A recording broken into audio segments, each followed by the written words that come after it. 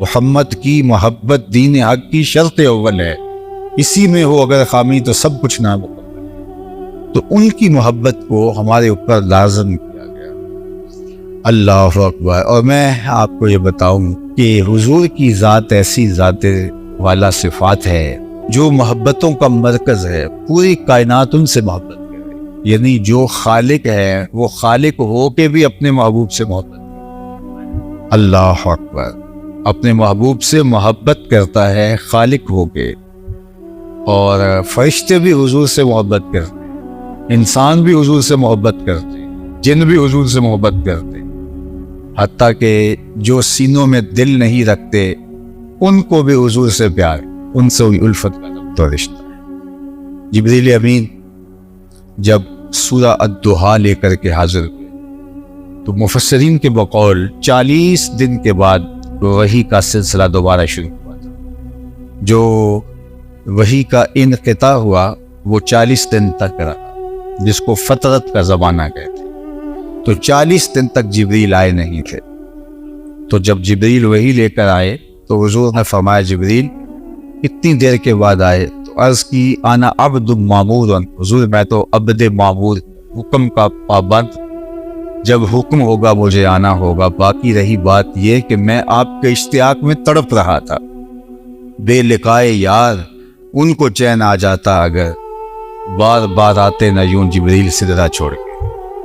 تو حضور کا اشتیاق ان کے سینے میں، ان کے دل میں۔ مسلمان تو خیر ٹوٹ کے محبت کرتے ہی کرتے ہیں، لیکن آؤ تمہیں میں ایک انوکھی اور البیلی کہانی سناتا ہوں محبت کی۔ امام بخاری نے اس کو نقل کیا ہے، اور امام سمہودی نے الوفا کے اندر اس کو بڑی تفصیلات کے ساتھ بیان کیا کہ حضور مسجد نبوی میں تشریف فرما ہوئے، خطبے کا بھی آغاز ہی ہوا تھا کہ ایک جانب سے رونے کی آواز آنے لگی، اور رونے والا اس درد سے روتا ہے کہ لگتا ہے کہ اس کا کلیجہ پھٹ جائے گا۔ صحابہ دائیں بائیں دیکھتے ہیں لیکن رونے والا دکھائی نہیں دیتا، لیکن اس کی آواز صحابہ خود روایت کرتے ہیں کَنَاقَةِ الْخُلُوجِ، جس طرح اونٹنی کا بچہ گم ہو جائے اور جس طرح وہ چلاتی ہے اور چیختی ہے، تو رونے والے کی آواز کچھ اس طرح سے تھی۔ پھر دائیں بائیں دیکھا تو کوئی رونے والا دکھائی نہیں دیتا اور سب حیرت زدہ ہے۔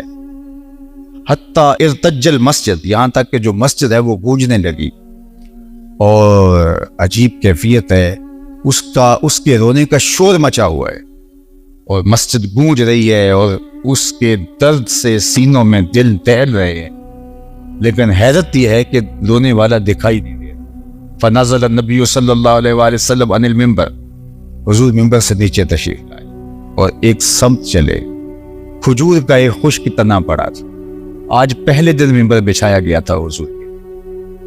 حضور علیہ الصلوۃ والسلام واز کرتے تھے، ایک تنا پڑا تھا دیوار کے ساتھ، اس کے ساتھ ٹیک لگا کے۔ تو جو دور والے تھے ان کی آرزو تھی کہ حضور کچھ بلندی پہ تشریف فرما، تو پھر آقا کریم کے لیے ممبر بنایا گیا۔ آج پہلے دن ممبر تیار ہو کے مسجد میں آیا تو انہوں نے ممبر رکھا، اور اس تنے کی ضرورت اب یہاں نہیں رہی تھی تو اس کو اٹھا کے ایک سمت لگا دیا۔ حضور جو ہی ممبر پہ قدم رکھا اور خطبے کا آغاز کیا، حضور کی جدائی میں وہ تڑپنے لگا، رونے لگا۔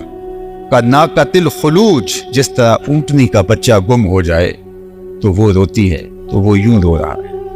حضور ممبر سے نیچے اترے اور جا کے اس کو اپنی آغوش میں لے لی۔ اب صحابہ کو پتہ چلا رو تو یہ رہا ہے۔